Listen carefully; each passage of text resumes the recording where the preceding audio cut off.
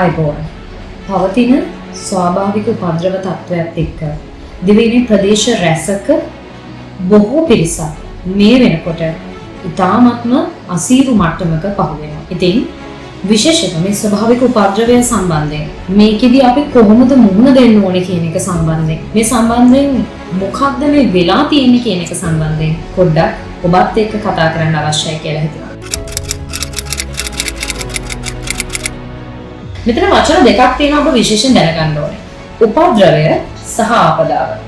උපද්‍රවයක් කියලා කියන්නේ මිනිස්සුන්ගේ ජීවිතවලට, දේපලවලට, පරිසරයට හානියක් වෙන්න පුළුවන් යම්කිසි සංසිද්ධියක් සිද්ධ වෙන එක.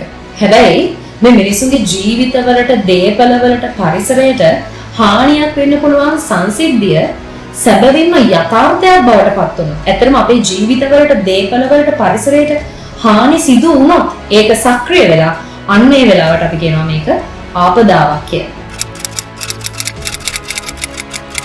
ඔබ අහන්නේ ආපදාව කියන වචනේ. ඒ කියන්නේ අපේ ජීවිතවලට, දේපලවලට, අපේ පරිසරයට හානි වෙන විදිහට මේ වෙනකොට යම් ආපදාවක් සක්‍රිය වෙලා. මොකද්ද?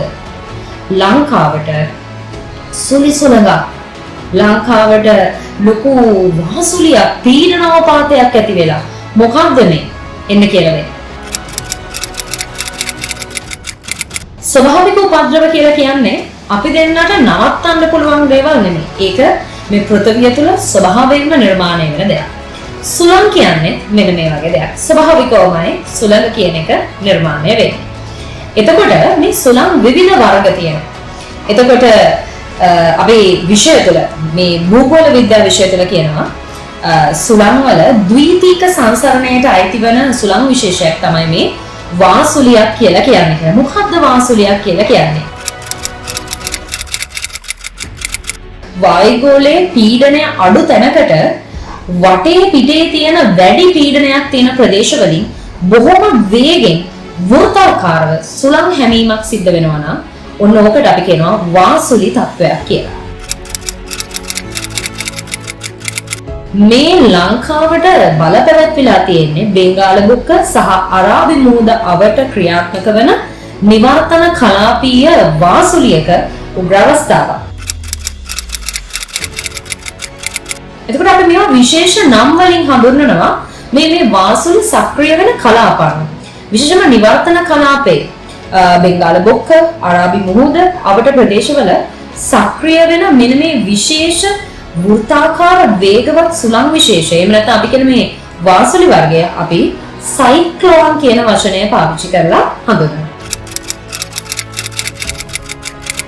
නමුත් මේ වෙලාවේ ඔබ මේ සුළං විශේෂයට විශේෂ නමක්, ඒ කියන්නේ මේ සුළි සුළඟට විශේෂ නමක් ලබා දීලා තියෙනවා.